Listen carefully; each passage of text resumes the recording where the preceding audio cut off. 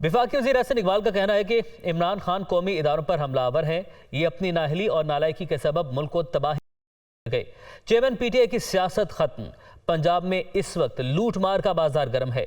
وہ اسلام آباد میں پریس کانفرنس کر رہے تھے۔ عوام کے ووٹوں سے نہیں آئے تھے، وہ ایک سازش کے ذریعے آئے تھے، اور پھر اس کے بعد انہوں نے جس قسم کا ملک کے اندر اپنی حکمرانی کا تجربہ کیا، اپنی نااہلی اور نالائکی کے ساتھ ملک کو تباہی کی طرف لے کر گئے۔